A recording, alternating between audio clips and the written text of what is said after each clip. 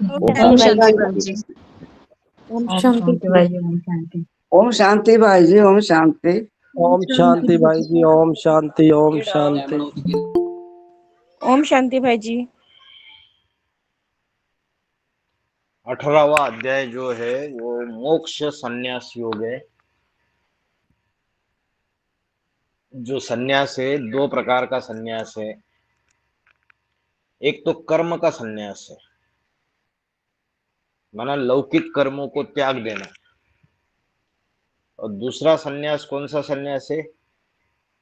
कर्म फल का त्याग। दोनों में श्रेष्ठ कौन सा है बताइए? कर्म फल का कर्म त्याग। फल का त्याग। कर्म फल का त्याग। तो सिर्फ सांसारिक कामना वाले कर्मों का त्याग करना ही असली संन्यास नहीं है। कर्म फल का त्याग करना है, यह असली संन्यास है। लेकिन उसमें भी यज्ञ, दान और तप, ये तीन जो कर्म बताए, ये त्यागने योग्य नहीं है। उसको करना ही चाहिए, क्योंकि ये पवित्रता लाते हैं। यज्ञ, दान और तप। तो इसमें हमने देखा जो कर्म दुख रूप है, मतलब ये करने से शारीरिक कष्ट हो सकता है, उसके भय से उसको त्याग देते हैं, वह राजसी त्याग का फल ही नहीं पाता। वो राजसी त्याग है। सात्विक त्याग क्या है? पहले से नियत किए गए कर्मों का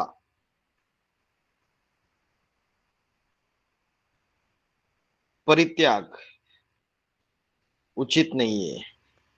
मूर्खता से उसे सर्वथा त्याग देना तामसी त्याग है, सात्विक नहीं, तामसी। जो अनिवार्य कर्म है, 18 अध्याय के 7वें श्लोक में हमने देखा था, जैसे खान पान है, उत्सर्जन है, ये कर्म का सर्वथा परित्याग अनुचित नहीं है, अनुचित है, उचित नहीं है। लेकिन मूर्खता पूर्वक, जबरियन, हठयोग पूर्वक, इंद्रियों को हठपूर्वक जब हम त्याग करते उसका, तो वो तामसी त्याग कहा जाता है। सात्विक त्याग किसे कहते हैं? जो अलौकिक कर्म, आसक्ति और फल को त्याग कर। तो आसक्ति त्यागनी है, मतलब अटैचमेंट नहीं होनी चाहिए, लगाव नहीं होना चाहिए जो भी कर्म कर रहे। लेकिन जब भी हम ईश्वरीय परिवार में भी कर्म करते हैं, समझो इकट्ठा मिलके ज्ञान की सेवा की, तो कहीं ना कहीं आसक्ति हो जाती है, एक दूसरे में लटक जाते हैं। तो जो कर्म करते हुए अगर हम आसक्ति का त्याग करें और उससे जो फल मिलने वाला है उस कर्म फल का भी त्याग करे, उसकी इच्छा का भी त्याग करे, तो वह जो त्याग है वह सात्विक त्याग माना जाता है। फिर हमने 18वें अध्याय का 10वां श्लोक देखा,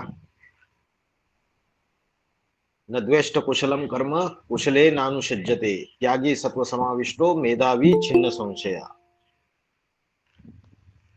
तो जो त्यागी, सात्विक स्वभाव का बुद्धिमान, ईश्वर में संशयहीन व्यक्ति जो है, वो प्रिय कर्म में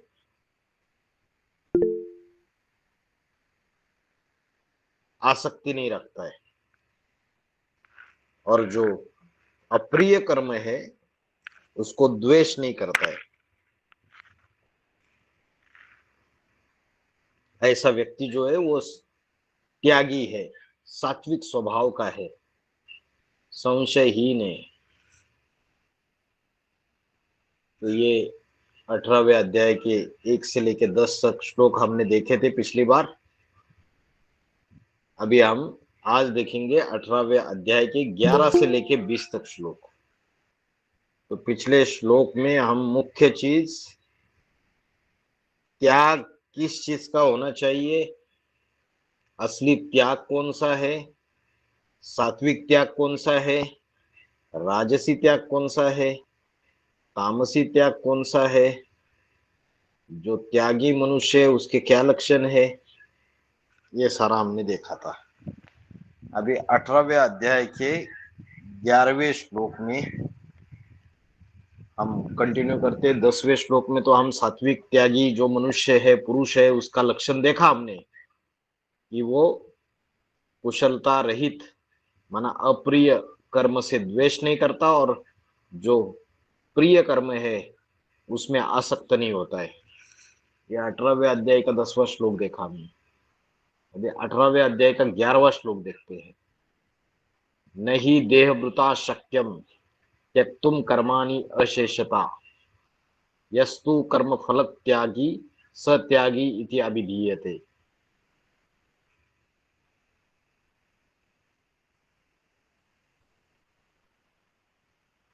तो देहभृता, देहभृता का अर्थ है देहधारी।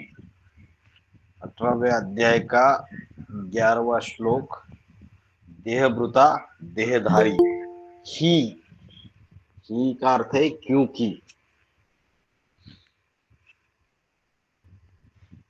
कर्माणि लौकिक कर्मों को, अशेषता, अशेषता का अर्थ क्या है, पूरी तरीके से, संपूर्ण तरीके से,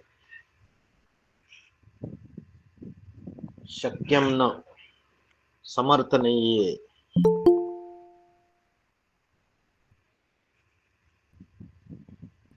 लेकिन जो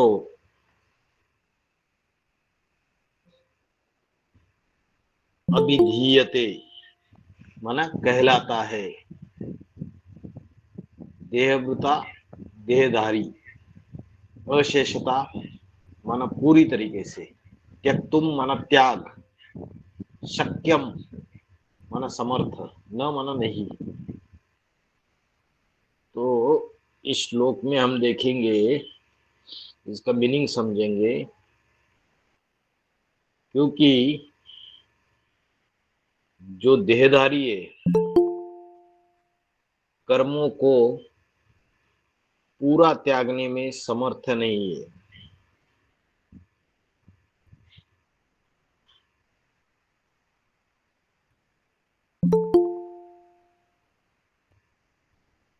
क्योंकि देहधारी कर्मों को, कर्माणि माना कर्मों को, त्यक्तुम माना त्यागने, पूरा त्यागने में, अशेषता माना जो देहधारी कर्मों को पूरा त्यागने में समर्थ नहीं है।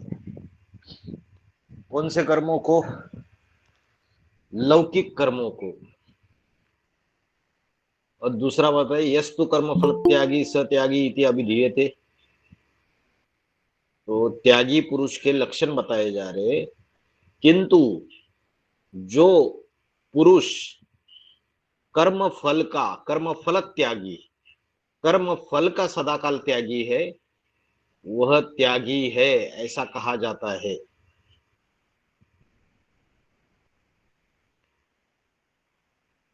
जो देहधारी होते हैं वो कर्मों को पूरी तरीके से त्यागने में समर्थ नहीं है।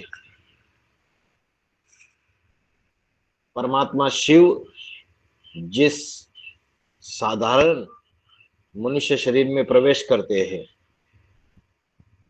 वो देहधारी है या विदेही है? कैसा है वो? विदेही है। और बाकी सारे क्या है, नंबरवार देहधारी है। अष्टदेव बाकी दूसरे मनकों के मुकाबले विधेय ही है। देह से कर्म करेंगे लेकिन उसमें अटैच नहीं होंगे। अशरीरी अवस्था का ज्यादा अभ्यास है उनका। तो जो देहधारी है वो कर्मों को पूरी तरीके से त्यागने में समर्थ नहीं है। इसका मतलब कर्म करते हुए डिटैच रहने में समर्थ नहीं है। किंतु जो विश्व कल्याणार्थ कर्म करते हैं वो कर्म फल के त्यागी है, वही त्यागी है ऐसा कहा जाता है। तो जिन्होंने अपना तन ईश्वरीय सेवा में लगाया, धन लगाया, समय संबंध संपर्क लगाया, तो वो विश्व कल्याणार्थ कर्म कर रहे हैं और ये भी स्वार्थ नहीं रखते हैं कि इससे हमें ये कर्म फल मिलेगा। तो वो जो है वो असली त्यागी है। तो त्यागी का दूसरा लक्षण बताया 18वें अध्याय के 10 में बताया, प्रिय और अप्रिय कर्म, और 18वें अध्याय के 11वें श्लोक में बताया जो कर्म फल का सदाकाल त्यागी है वही त्यागी है ऐसा कहा जाता है। फिर 18वें अध्याय का 12वां श्लोक आइए, अनिष्टम इष्टम मिश्रम च त्रिविधम कर्मणा फलम भवति अत्यागिनाम प्रेत्य न तु सन्यासिनाम क्वचित।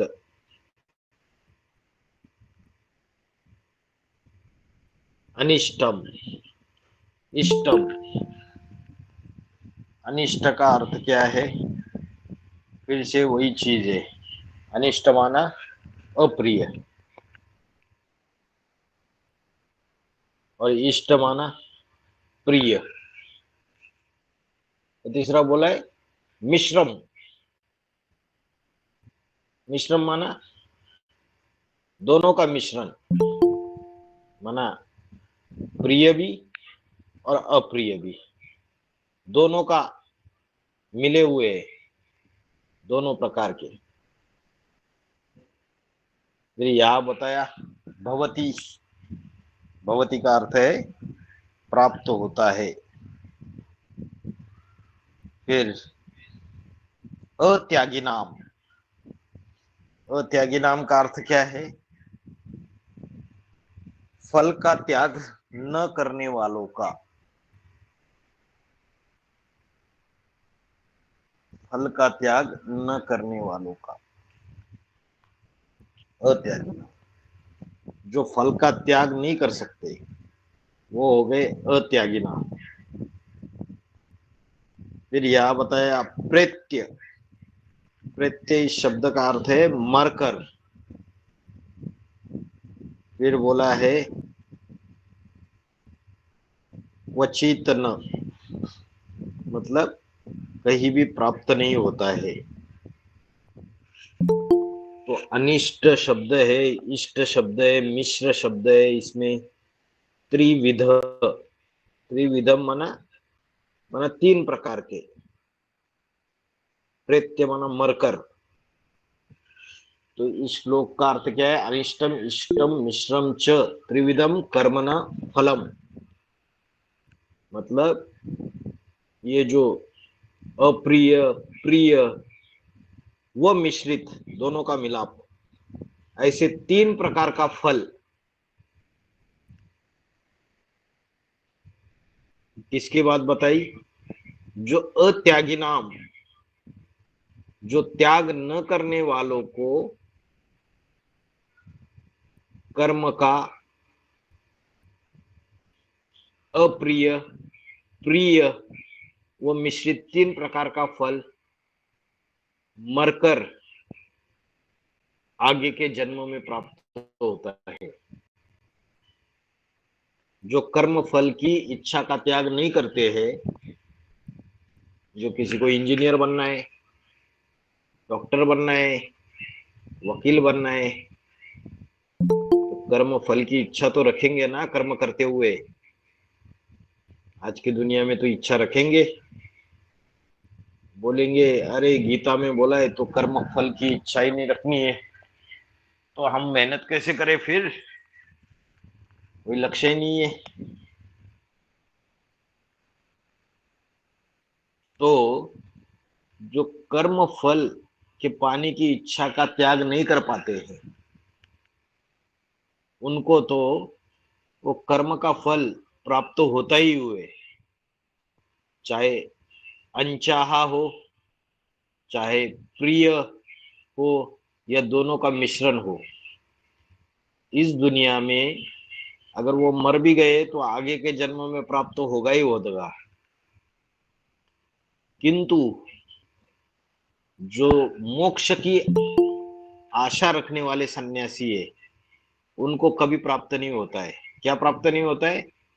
ये जो कर्म का फल है, अप्रिय, प्रिय और मिश्रित, तीन प्रकार का फल। क्योंकि कर्म फल पाने की इच्छा रख के वो कर्म नहीं करते। उनका जो कर्म होता है उसका फाइनल एम क्या होता है? मोक्ष। जो भी कर्म वो करते हैं विश्व कल्याणकारी, उसमें स्वार्थ समाया हुआ नहीं रहता है, या देह की प्राप्ति के लिए, देह के संबंधियों के प्राप्ति के लिए वो कर्म नहीं करते हैं। उनका अल्टीमेट लक्ष्य होता है मोक्ष। तो जो मोक्ष की प्राप्ति की अपेक्षा रखने वाले सन्यासियों को ये हद के कर्म के फल कभी प्राप्त नहीं होता है। और जो कर्म फल की इच्छा की त्याग नहीं करते हैं, माना कर्म के फल की इच्छा करते हैं, सिंपल भाषा में। इसके लिए गीता में बोला अत्यागी नाम, जो त्याग नहीं कर पाते हैं, कर्म के फल की इच्छा करते रहते हैं, तो ऐसे जो है उनको कर्म का फल या तो अनचाहा, जो अप्रिय मिलेगा ही मिलेगा, या प्रिय, या तो दोनों का मिश्रण।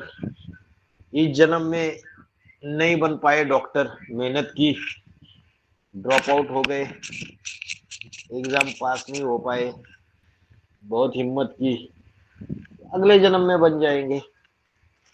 कर्म का फल कैसे न कैसे उनको प्राप्त तो होना ही होना। लेकिन जो सन्यासी है, उनको, जो मोक्ष की इच्छा रखने वाले हैं, उनको वो हद का कर्म का फल कभी प्राप्त नहीं होता है। इसलिए बाबा ने क्या बोला? बाबा जो है लौकिक जन्म में बाबा ने कई सारे अलग अलग प्रकार के कर्म किए। चाय बनाकर भी बेची, अलग अलग प्रकार के काम किए, लेकिन कई सफलता नहीं मिल रही थी। क्योंकि अल्टीमेट बुद्धि कहाँ लगी हुई थी? बुद्धि लगी हुई थी ईश्वरीय ज्ञान में। अभी भी ज्ञान में चलने वाले कई कुमार है, अधर कुमार है, जितना भी उनके अंदर टैलेंट है, लेकिन लौकिक में जो नौकरी करते हैं, धंधा करते हैं, उसमें ना उनको सफलता मिलती है, ना उनकी बुद्धि उसमें टिकती है। उनको इच्छा रहती है ईश्वरीय सेवा की, तो उनका जो अल्टीमेट एम है मोक्ष से रिलेटेड, उसकी वजह से जो हद के कर्मों के जो फल है उसकी उनको प्राप्ति नहीं हो पाती है। लेकिन जो कर्म फल पाने की इच्छा को रखते हैं, ऐसों को ये फल की प्राप्ति हो जाती है। वो तीन प्रकार के फल होते हैं, या तो अप्रिय, प्रिय, या दोनों का मिश्रण। तो तीसरा 18वें अध्याय का 13वां श्लोक, जो संपूर्ण कर्म के होने में सांख्य का क्या सिद्धांत है और कौन से पंच हेतु है जिससे कर्मों की संपूर्ण सिद्धि या सफलता निर्भर करती है, वो 5 हेतु कौन से हैं? तो 18वें अध्याय के 13 से लेके 18 तक उसके बारे में बताया है। तो इस श्लोक में बोला है,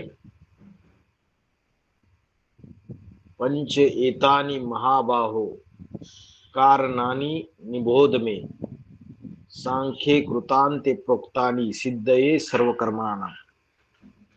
सर्वकर्मणाम। ये दीर्घ बाहु महाबाहु अष्टमूर्तियां, जिसकी भुजाएं सर्वकर्मणाम सिद्धि, सारे कर्मों की सिद्धि माना सफलता। कृतांते का अर्थ क्या है? सांसारिक कर्मों का अंत करने वाले, सांख्य माना ज्ञान में, कारणानी कारणों को, और निबोध का अर्थ है समझ लो। तो इस श्लोक में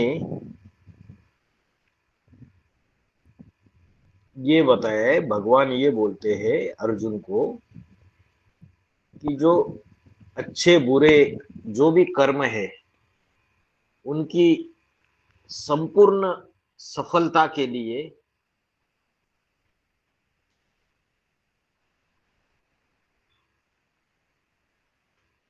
जो कर्म है, कौन से कर्म? कृतांते, कृत कर्मों के अंतकर्ता। तो जो सांसारिक कर्म है उनका अंत करने वाले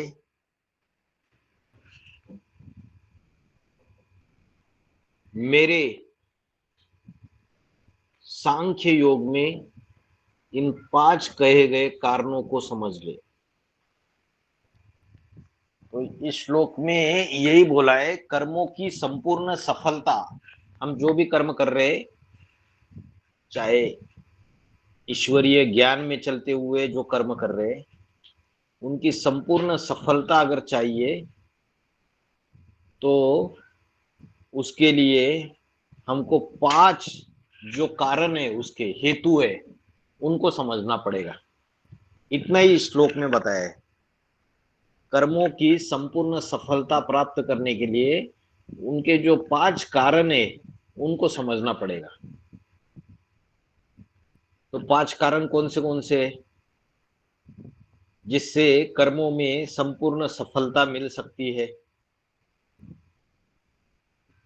18वें अध्याय के 14वें श्लोक में बताए, अधिष्ठानम तथा कर्ता कर्णम च पृथक विधम विविधाश्च पृथक चेष्टा दैवम चैव अत्र पंचमम।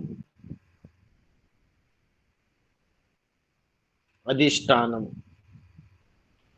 अधिष्ठान मतलब आधार रूप, जिसका आधार लिया जाता है। किसका आधार लेती है? आत्मा, शरीर का। तो अधिष्ठानम मतलब ये जो विनाशी देह है, शरीर है, ये अधिष्ठानम। उसके बाद पृथक विधम माना विविध प्रकार की। कर्णम का अर्थ क्या है? कर्णम का अर्थ है इंद्रिया, ज्ञानेन्द्रिय और कर्मेंद्रिया, उसको बोलेंगे कर्णम। उसके बाद चेष्टा, अलग अलग चेष्टाएं, और 5वां है दैवम, माना भाग्य, दैव माना भाग्य। तो संपूर्ण कर्मों की सफलता के लिए 5 कारण बताए। पहला कारण बताया विनाशी देह, दूसरा कारण बताया कर्ता, और तीसरा बताया ज्ञानेन्द्रिया और कर्मेंद्रिया। एक तो कर्मों में अगर सफलता चाहिए, संपूर्ण कर्मों में, जो पुरुषोत्तम संगम युग में या संगम युग में जो शूटिंग पीरियड है, उसमें जो भी कर्म हम कर रहे हैं, चाहे ईश्वरीय सेवार्थ कर रहे हैं, लेकिन उसकी सफलता के लिए 5 चीजें कारण बनेगी। एक तो अपना देह जो विनाशी है, दूसरा कर्ता स्वयं, कर्ता मतलब जो करने वाला है, कर्म करने वाला, कर्ता मतलब आत्मा भी बोल सकते हो उसको, और तीसरा कर्णम माने इंद्रिया, ज्ञानेन्द्रिया कर्मेंद्रिया। और उन इंद्रियों की जो अलग अलग चेष्टाएं, सुख और दुखदाई जो चेष्टाएं, वो, और पांचवा जो भाग्य है, ये पांचों कारण बनते हैं कर्मों की सफलता के लिए। कैसे पांचों कारण बनते हैं? पांचवा जो है भाग्य, भाग्य फॉर्चून। कभी कभी हम बोलते हैं कि कर्म तो सबने किए, सबने पढ़ाई किया अच्छे से, लेकिन बाकी सारे फेल हो गए और ये पास हो गया, तो उसका भाग्य जो है वो कारण बना। अभी भाग्य आता कहां से? भाग्य पिछले अनेक जन्मों के कर्मों से आत्मा के अंदर जो रिकॉर्ड भरी हुई है, उससे भाग्य आता है। भाग्य कोई ऐसा नहीं है कि अपने आप होता है, ये तो अनेक जन्मों में हमने आत्मा के अंदर जो भर के रखा है, अच्छा बुरा, अच्छे बुरे कर्म करके। जैसे पिछले जन्म में हमने जो अच्छा किया था, उसका भाग्य हमको उस समय नहीं मिला, तो अगले जन्म में मिलाता है थोड़ी सी मेहनत करने से। तो लोगों को लगता है ये भाग्यवान व्यक्ति है, दूसरों को तो मिला नहीं, इसको कैसे मिला? अरे क्योंकि उसके पिछले जन्मों को आप नहीं जानते ना। पिछले जन्मों में उन्होंने जो कर्म करके आत्मा के अंदर स्टोर किया था, मन और बुद्धि के अंदर स्टोर किया था, वो व्यर्थ नहीं जाता है, अगले जन्म में फिर से वो काम में आता है। लोगों को पता नहीं चलता है, लोग बोलते हैं अरे वाह भाग्यवान है। अभी 800 करोड़ ये दुनिया की जनसंख्या, 800 करोड़ में कितनी आत्माएं जो सबसे अव्वल नंबर पद पाती है? वो है अष्टदेव। माना 100 करोड़ में एक, 800 करोड़ में सिर्फ 8 ही वो सीट ले पाते हैं। इतनी बड़ी दुनिया में 800 करोड़ में सिर्फ 8, तो कोई बोलेंगे ये तो भाग्य है इनका। अरे इस संगम युग में भी उन्होंने कर्म किए, पुरुषार्थ किया, और अनेक जन्मों में, जन्म जन्मांतर 63 जन्म भी जो विधर्मियों से टक्कर ली, जो पुरुषार्थ किया, उसकी वजह से उनको वो कर्मों में सफलता वाली जो फल है वो मिलता है। तो कर्मों में जो, संपूर्ण कर्मों में जो सफलता है, उसके 5 कारण बताए। एक तो विनाशी देह, स्वयं कर्ता जो करने वाला है आत्मा, और ज्ञानेन्द्रिय कर्मेंद्रिया, और उस इंद्रियों की सुख और दुखदाई चेष्टाएं। इंद्रियों से जो अलग अलग कर्म करते हैं, कभी उससे दूसरों को सुख देते हैं, कभी दुख देते हैं। ज्ञानेंद्रिय से भी हम सुख और दुख देते रहते हैं, और कर्मेंद्रियों से भी सुख और दुख देते रहते हैं दूसरों को। तो ये सारे के सारे कारण बनते हैं। किसका कारण बनते हैं? कर्मों में जो संपूर्ण सफलता प्राप्त करनी है उसका कारण बनते हैं।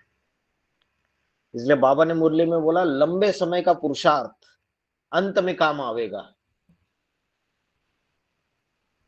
तो संगम युग में, शूटिंग पीरियड में जो लंबे समय से पुरुषार्थ कर रहे, पुरुष माना आत्मा, आत्मा के अर्थ कर रहे, ज्ञान, योग, धारणा, सेवा, इन चारों सब्जेक्ट्स में लगातार मेहनत कर रहे, तो ऐसी जो आत्माएं है उनका पुरुषार्थ व्यर्थ नहीं जाएगा। तो उनको कर्मों में संपूर्ण सफलता की प्राप्ति हो जाएगी। तो ये 18वें अध्याय का जो 13वां श्लोक है, 14वां, इसमें बताया कि 5 कौन कौन कारण बनते हैं। शरीर, शरीर की इंद्रिया, आत्मा और इंद्रियों की अलग अलग चेष्टाएं, ये कारण बन जाती है। फिर 18वें अध्याय का 15वां श्लोक। ये भाई जी अदृश्य भाग्य क्या बताया? बताया ना, अभी समझा है ना। भाग्य दिखाई देता है क्या? लोग बोलते हैं अरे भाई वो बड़ा लकी है, उसको लॉटरी लग गई, उसको धन की प्राप्ति हो गई, बड़ा लकी है। देखो, मेरे बेटे ने भी इतनी मेहनत की, उसने भी उतनी मेहनत की, उसका सिलेक्शन हो गया मेडिकल में, मेरे बेटे का नहीं हुआ, बड़ा लकी है। तो भाग्य है जो दिखता नहीं है। हम बोलते हैं उसका लक अच्छा है, वो लक नहीं होता है, वो पूर्व जन्मों का संचित अच्छे कर्मों का रिजल्ट होता है। जन्म 12 में तो वही जन्मांतर हम आपने 12 में भी तो वही बात 12 में भी तो वही आपने बताया। हाँ 12 श्लोक 12वां श्लोक कि मरने के बाद भी वो प्राप्ति होगी ना। पिछले जन्म में जो भी अच्छे बुरे कर्म किए उसकी प्राप्ति उस जन्म में नहीं मिलेगी तो अगले जन्मों में मिलेगी, मिलती है। लेकिन जो हद के सांसारिक कामनाओं के लिए मेहनत नहीं करते हैं, प्राप्ति की इच्छा नहीं रखते हैं फल की, तो उनको तो हाईएस्ट चाहिए रहता है, मोक्ष। मोक्ष माना क्या? उनको चाहिए स्वर्ग, माना ये देह, देह के जो 5 विकार है और जो कर्म बंधन है, इन सब से मुक्ति चाहिए उनको,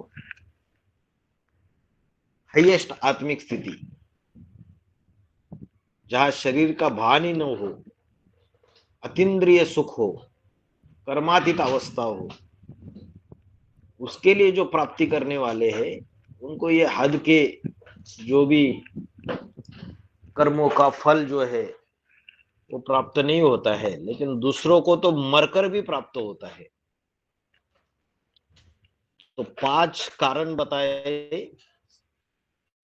सारे कर्मों की संपूर्ण सफलता के लिए। फिर 18वें अध्याय का 15वां श्लोक आइए।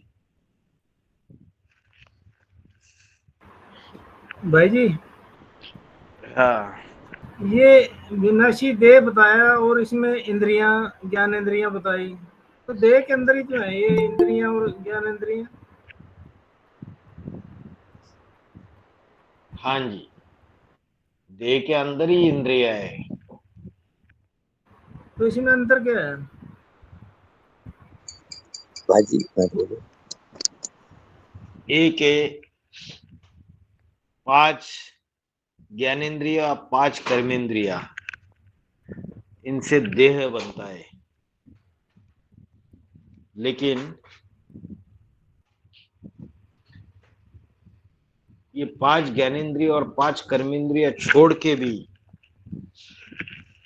देह का भान भी होता है, देहाभिमान। 5 ज्ञानेंद्रिया 5 कर्मेंद्रिय छोड़ के और भी ऐसी देह में चीजें रहती है जिससे देहाभिमान रहता है। जैसे हम बोलते हैं ना किसी को कि क्या बहुत चर्बी चढ़ गई क्या,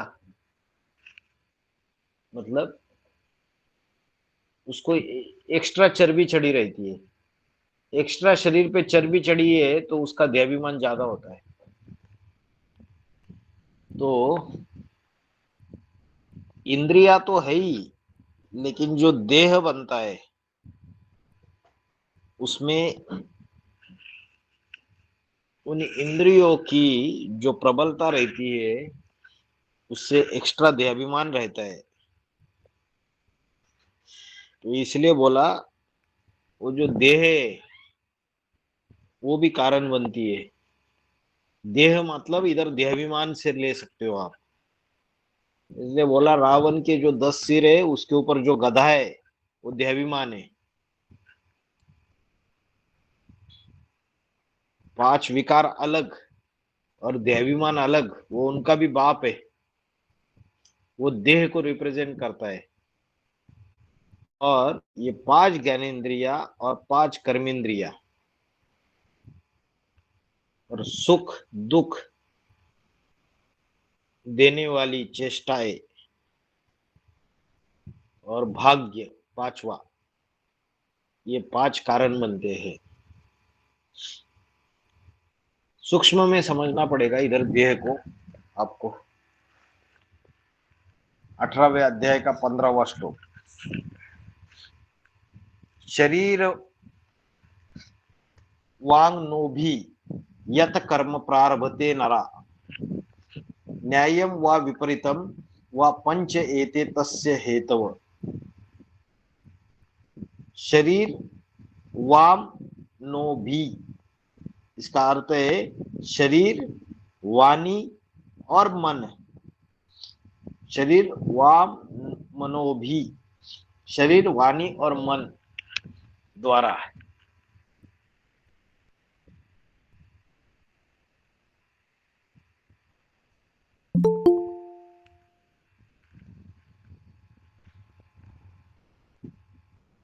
शरीर वाणी और मन द्वारा प्रारभते। प्रारभते का अर्थ क्या है? प्रारभते इसका मतलब है करता है। विपरीतम अन्यायपूर्वक, विपरीतम माना अन्यायपूर्वक। तस्यते पंच हेतव, वो 5 कारण है।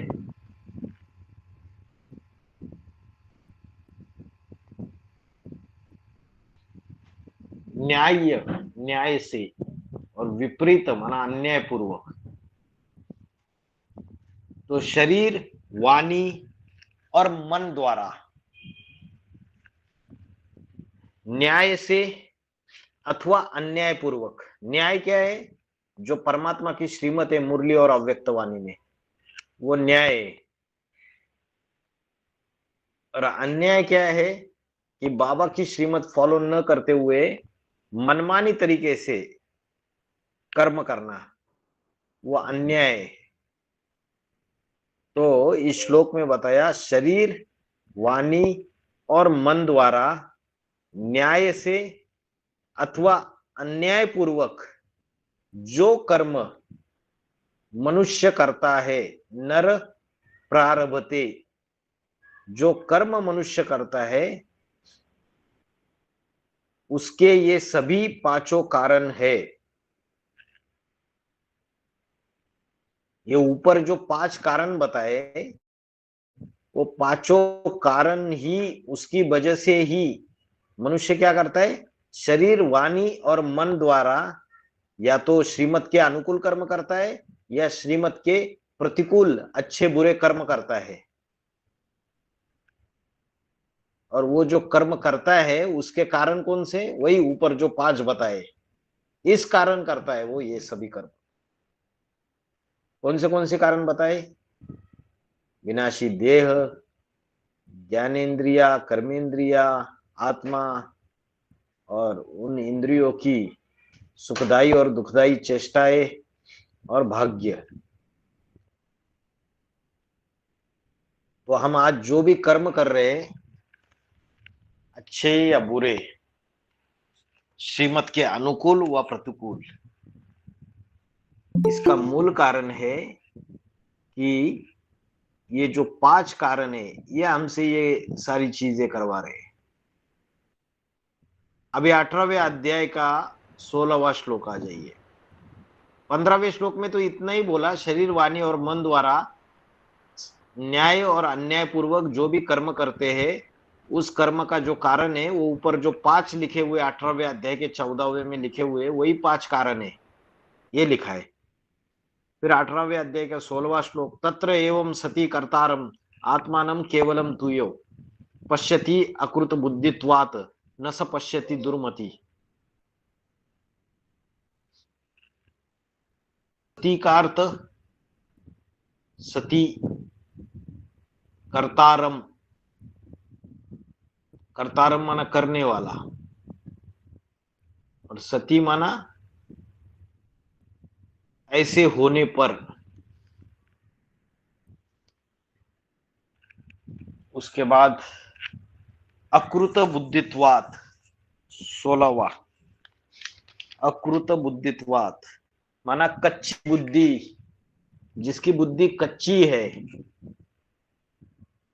बुद्धि परिपक्व नहीं है, कच्ची बुद्धि है। दुर्मति, दुर्मति, मति माना बुद्धि और दुर्मति माना दुष्ट बुद्धि।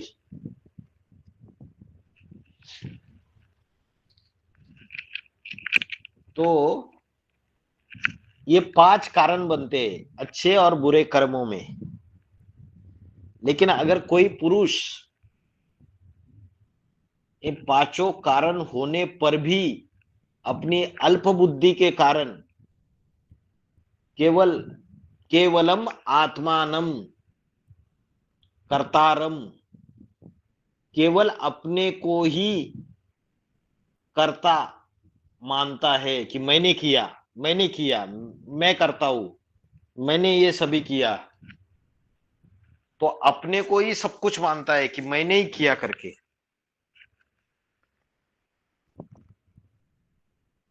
वह दुष्ट बुद्धि, वो मनुष्य कैसा है? दुष्ट बुद्धि है। वो ठीक से नहीं देखता,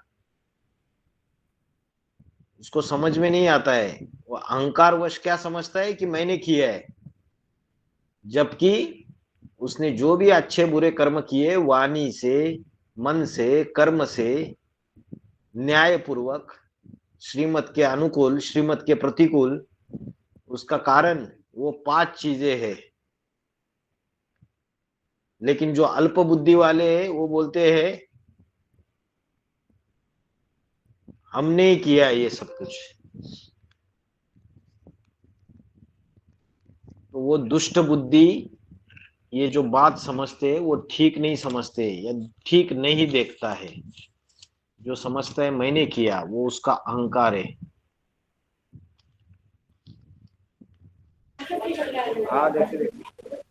फिर 18वें अध्याय का 17वां श्लोक, यस्य नाहं कृतो भावो बुद्धिर यस्य न लिप्यते हत्वापि सैमान लोकान न हंति न निबध्यते। आत्मनिष्ठ सारी दुनिया की भी हत्या कर दे तो भी उसके ऊपर कोई पाप नहीं चढ़ता है। मुरली में बोला है, यस्य नाहं कृतो भावो बुद्धिर यस्य न लिप्यते।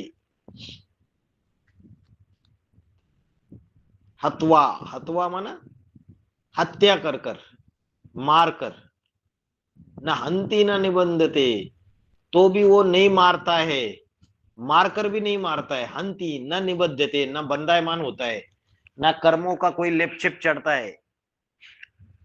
नहीं तो आज की दुनिया में किसी की हत्या कर दो उसको तो फांसी हो जाती है, या तो उसको उम्र कैद हो जाती है, जेल में भेज देते हैं।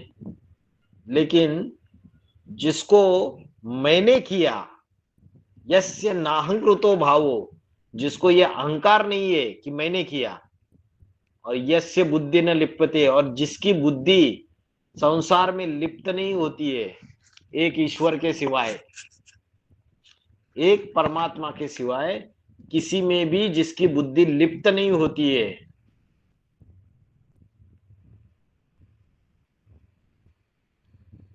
अभी कोई बोलेगा भैया हमारी बुद्धि तो एक के सिवाय फिर अष्टदेव में लिप्त हो रही है, तो सही है या गलत है? फिर गलत है। गलत है, लेकिन एक होती है बुद्धि लिप्त होना और एक होती है नेचुरल आत्मा की रील घूमना। क्योंकि जो श्रेष्ठ आत्मा है परिवार के, जो पालना देने के निमित्त बनते हैं, अगर पूर्व जन्मों के हिसाब किताब अनुसार अगर बुद्धि जा रही है तो कोई पाप कर्म नहीं है, क्योंकि बाप समान आत्मा है, कोई गड्ढे में लेके जाने वाली आयरा गहरा नत्थु खैरे नहीं है। तो वही इस गीता के श्लोक में बताया, जिसको अहंकार का भाव नहीं है और जिसकी बुद्धि किसी में लिप्त नहीं होती है, वह इन लोगों को मारकर भी विनाश के समय वो खुद नहीं मारता है और ना बंदायमान होता है। जैसे शिव शंकर भोलेनाथ, शंकर के द्वारा विनाश गाया हुआ है, बोला है लास्ट में अंत में बाप और अष्टदेव ऐसी तीखी याद में बैठेंगे, ऐसी गहरी याद में बैठेंगे कि याद में बैठ के इन बड़े बड़े दुनिया के जो प्रेसिडेंट आदि है, इन सब की बुद्धि को घुमाएंगे और सारी दुनिया में विनाश बरपा होगा। तो सारी दुनिया की हत्या करने के लिए निमित्त बने या नहीं बने? बने, फिर भी उनके ऊपर कोई पाप नहीं चढ़ता, कर्मों का बंधन नहीं होता है, क्योंकि जिसको अहंकार का भाव नहीं है कि मैंने किया और जिसकी बुद्धि इस संसार में लिप्त नहीं होती है, वो परमात्मा में स्थित है, आत्मिक स्थिति में है। वह इन जो देह की आसक्ति रखने वाले सारे के सारे नास्तिक है। नास्तिक कौन है और आस्तिक कौन है? जिन्होंने ईश्वर को पहचाना, जो कलयुग के अंत में संगम युग में इस सृष्टि पे अति साधारण मनुष्य तन में अवतरित हुआ है, उसको जिन्होंने पहचाना वो सारे के सारे आस्तिक है।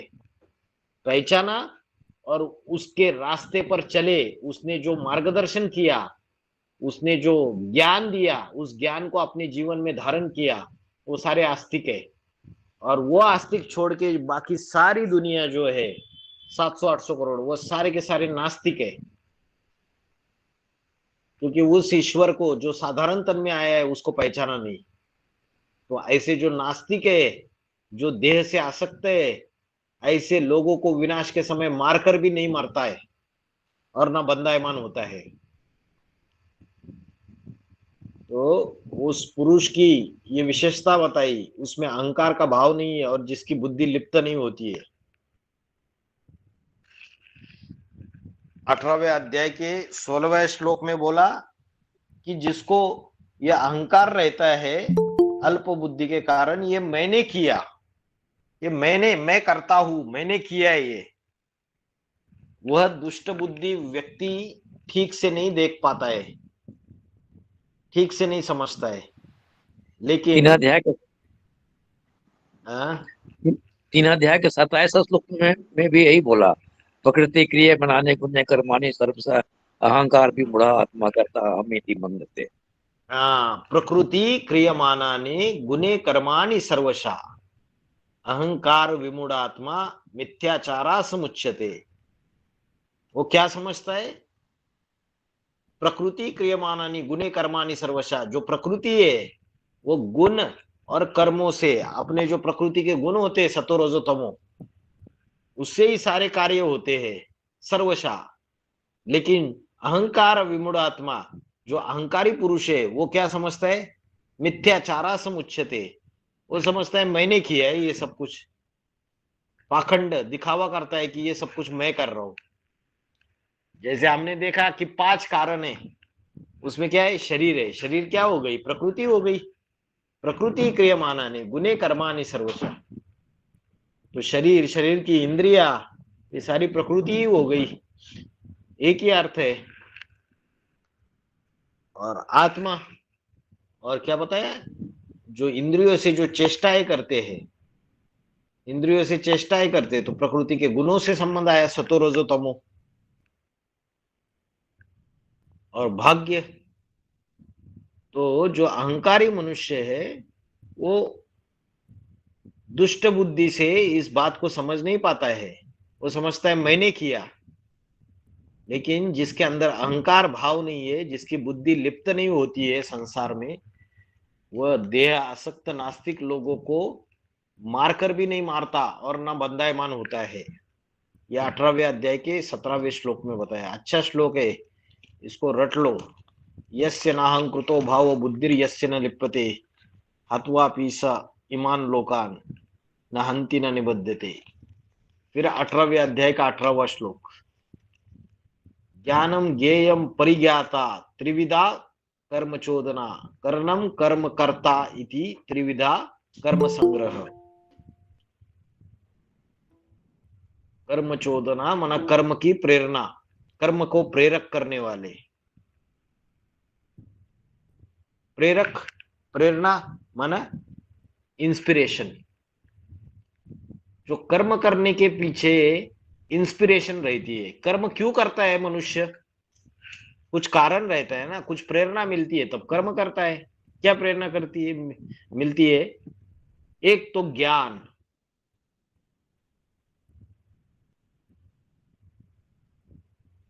और दूसरा ज्ञेयम, और तीसरा है परिज्ञाता।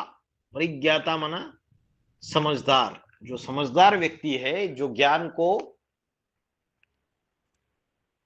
ज्ञान को समझने वाला, उसको बोलते परिज्ञाता। एक तो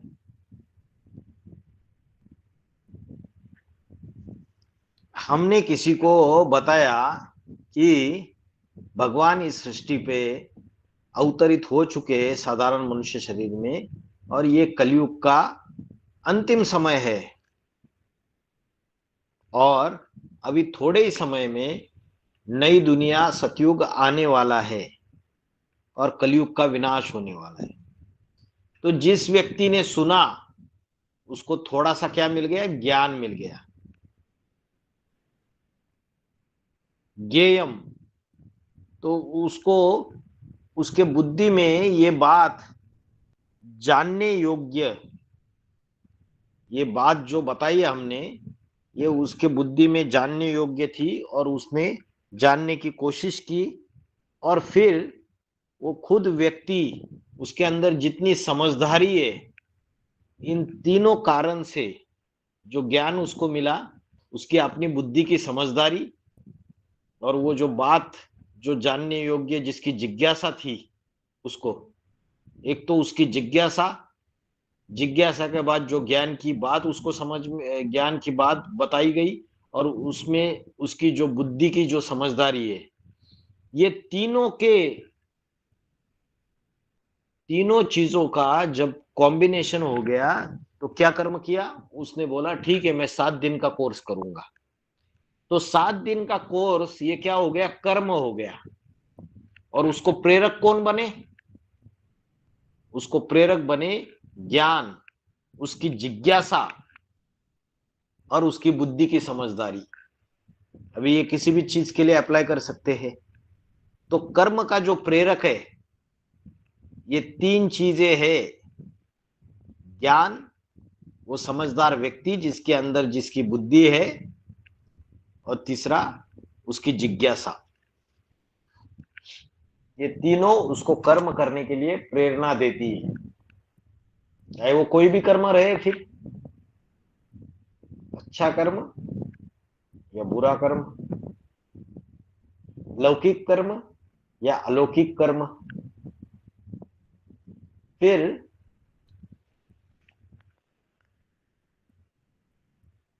कर्मों का संग्रह क्या है? कर्णम कर्म कर्ता इति त्रिविधा कर्म संग्रह। कर्णम का अर्थ क्या बताया मैंने ऊपर? कर्णम क्या अर्थ बताया था? ऊपर शब्द आया था ऊपर के श्लोक में। ज्ञान इंद्रिय कर्म इंद्रिय। हाँ, इंद्रिया, जो इंद्रिया है ज्ञानेन्द्रिय और कर्मेंद्रिया, वो कर्णम कर्म कर्ता, ये तीन प्रकार का कर्मों का संग्रह है। हम जो कर्म करते हैं शूटिंग पीरियड में, उन कर्मों का संग्रह कैसे बनता है? एक तो इंद्रियादि साधन, फिर अच्छा बुरा कर्म, और तीसरा कर्ता। कर्ता माना करने वाला, माना आत्मा। आत्मा शरीर कर्म करता है, लेकिन शरीर के द्वारा कर्म करने वाली कौन है? आत्मा है। तो शरीर की इंद्रिया क्या हो गई? साधन हो गई। जैसे रथ है, रथ चलाने वाला जो ड्राइवर है वो सारथी है, वो सारथी हो गई आत्मा, उसको बोलेंगे कर्ता। और रथ क्या हो गया? साधन हो गया, वो हो गया शरीर या शरीर की इंद्रिया। और तीसरी चीज है कर्म, अच्छा या बुरा कर्म, जो रथ वो चला रहा है, जो रथ चल रहा है, वो हो गया कर्म। तो ये तीनों कर्मों का संग्रह है, आत्मा, इंद्रियों का साधन और कर्म, अच्छा या बुरा। तीनों कर्म का कर्म करने में प्रेरक क्या है? ज्ञान, समझदार व्यक्ति और उसकी जिज्ञासा, ये तीनों कर्मों के प्रेरक है। और कर्मों का संग्रह क्या है?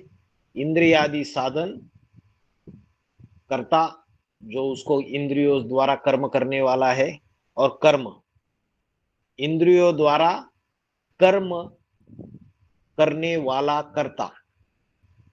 तो ये तीनों मिलो के कर्मों का संग्रह हो जाता है, इसको कर्मों का संग्रह। अभी थोड़ा ये अध्याय के जो श्लोक है समझने में कठिन है, लेकिन उसको लौकिक एग्जाम्पल दे दे के आप समझोगे तो आपको समझ में आएगा। इसमें कर्म का प्रेरक क्या होते हैं, कर्मों का संग्रह क्या होता है, ये समझाया। फिर ऊपर के इसमें त्यागी पुरुष के लक्षण बताए।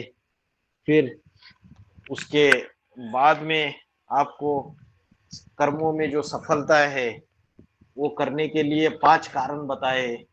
विनाशी शरीर, उसकी इंद्रिया, उसकी आत्मा, उसकी इंद्रियों से जो चेष्टाएं करता है, सुखदाई या दुखदाई, और 5वां उसका भाग्य। जितना समझ रहा है उतना समझ लो। फिर ये मतलब जिसके बारे में जानना है वो के हुआ। हाँ, ज्ञानम ज्ञेयम, जानने योग्य बात, मतलब वही जिज्ञासा आ गई। वो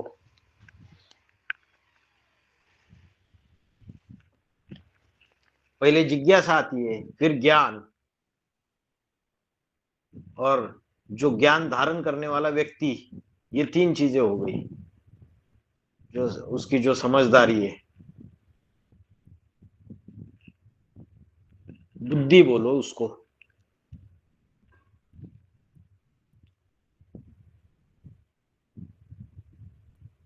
फिर 18वें अध्याय का 19वां श्लोक,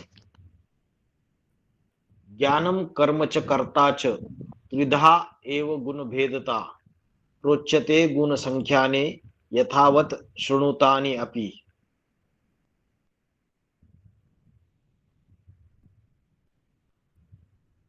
तो यहां बताए ज्ञान, कर्म तथा करने वाला कर्ता।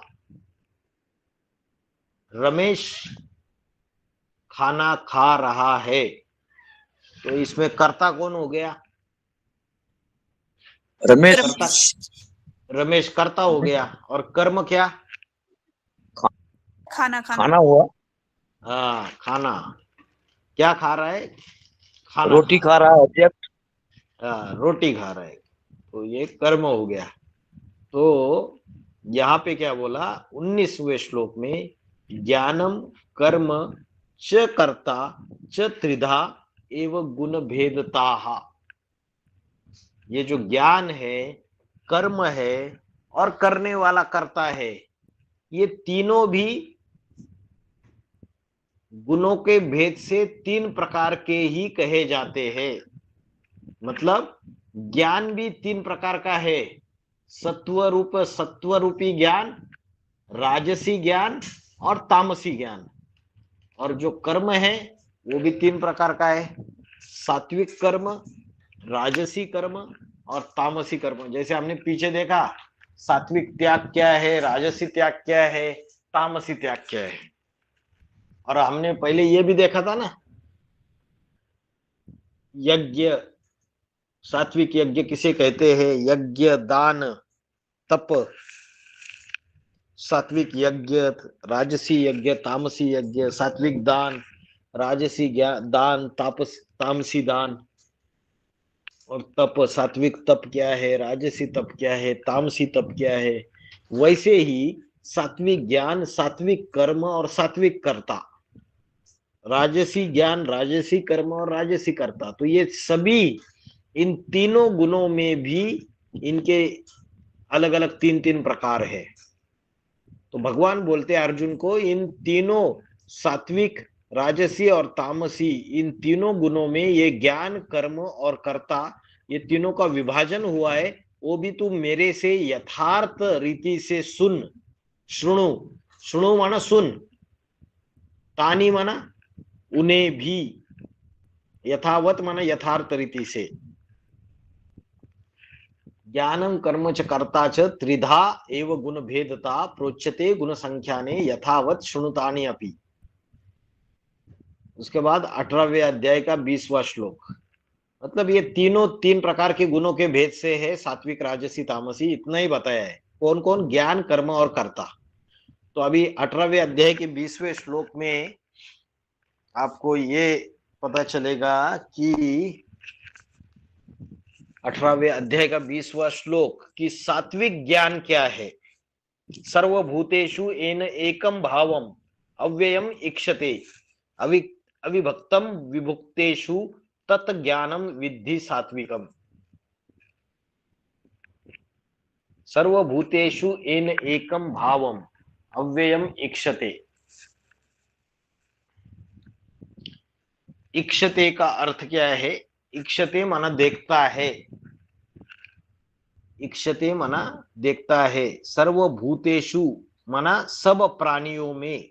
भूत माना प्राणी, सब प्राणियों में जो अविभक्तम, अव्ययम, विभक्त जिसको किया नहीं जाता है, जिसको विभक्त नहीं किया जाता है, जो अखंड है।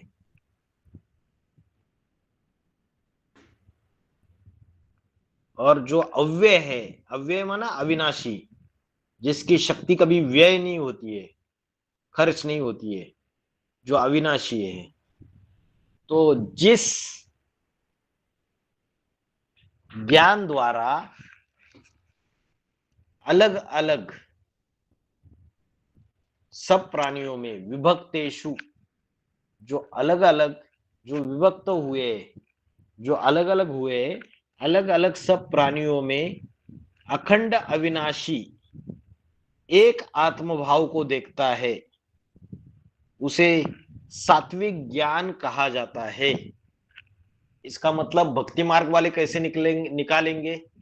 भक्ति मार्ग वाले बोलेंगे कि जो व्यक्ति सभी प्राणियों में एक परमात्मा को देखता है उसे सात्विक ज्ञान कहा जाता है। लेकिन यहाँ ज्ञान मार्ग में हमारी व्याख्या कैसे होगी? सब प्राणियों में जो व्यक्ति अखंड अविनाशी एक परमात्मा की योग ऊर्जा का ये रूप है, मतलब परमात्मा की जो योग ऊर्जा है इसका ये एक रूप है, इस आत्म भाव से देखता है, उसे सात्विक ज्ञान कहा जाता है। एक ये परमात्मा का रूप, अगर परमात्मा का रूप बोलेंगे तो सर्वव्यापी हो गया, और एक है परमात्मा की योग ऊर्जा, जो योग ऊर्जा है वो नंबरवार सभी प्राणियों में है। क्यों है? क्योंकि जब विनाश हुआ तो सभी प्राणियों ने उसको याद किया, तो किसी ने कम योग ऊर्जा धारण की, किसी ने ज्यादा योग ऊर्जा धारण की। संगम युग में जिसने उनको साधारण मनुष्य तन में पहचाना, उसको याद किया, उन्होंने ज्यादा योग ऊर्जा धारण की,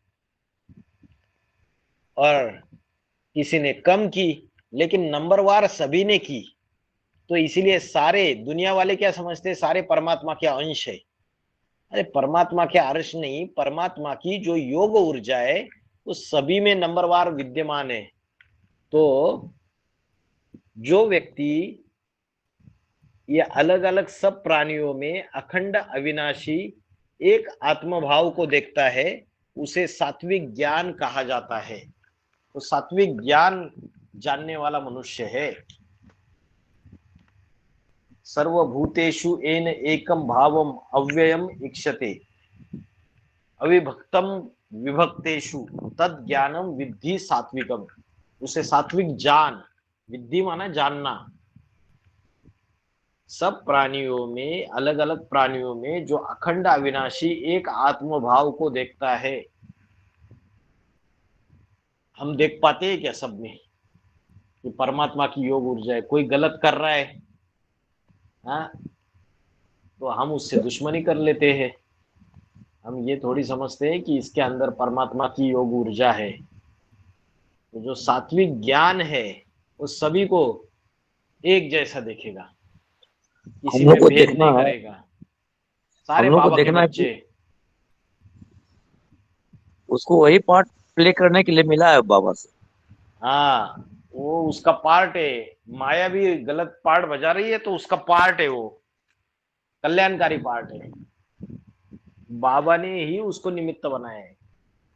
ये योग ऊर्जा उसके अंदर जो है परमात्मा की, इस आत्म भाव से जो देखता है उसे सात्विक ज्ञान जान, वो सात्विक ज्ञान है। तो अभी 18वें अध्याय के 20वें श्लोक तक ही देखेंगे हम, क्योंकि जरा श्लोक भी इसके डिफिकल्ट है। कर्म संग्रह क्या है, और क्या बोला? कर्म प्रेरक, कर्मों को प्रेरक करने वाली, कर्मों को प्रेरणा देने वाली क्या है? तीन चीजें कौन सी है? कौन सा ज्ञान को सात्विक ज्ञान कहा जाता है? उसके बाद 18वें अध्याय के 11वें श्लोक में त्यागी पुरुष के लक्षण भी आए। 10वें में भी आए, 11वें में भी आए, 12वें में भी आए। और उसके बाद कर्मों की सफलता कैसे होती है, कर्मों के सफलता के पीछे 5 कारण कौन से है, तो ये 5 कारण क्या है वो समझाया 18वें अध्याय के 14वें श्लोक में। और जो अहंकारी पुरुष रहता है वो समझता है कि ये सारा मैंने किया, लेकिन ये जो प्रकृति के जो 5 ये जो कारण है, ये हेतु बने हुए, इस बात को वो मानता नहीं है।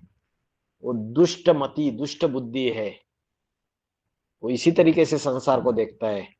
लेकिन जो पुरुष मैंने किया है इसका अहंकार नहीं रखता है, जिसको कोई अहंकार नहीं रहता है, यस्य नाहंकृतो भावो बुद्धिर यस्य न लिप्यति, और जिसकी बुद्धि इस संसार के प्राणियों में लिंपायमान नहीं होती है, लिप्त नहीं होती है, व्यक्ति मारकर भी नहीं मरता है, नहीं मारता है, और किसी में बंधायमान नहीं होता है। हत्वापि सईमान लोकान्न हंति न निबध्नते, मारकर भी नहीं मारता है और ना उसका पाप कर्म चढ़ता है उसके ऊपर। इसलिए बाबा ने मुरली में बोला है, आत्मनिष्ठा अगर सारी दुनिया की हत्या कर दे फिर भी उसके ऊपर कोई पाप नहीं चढ़ता है।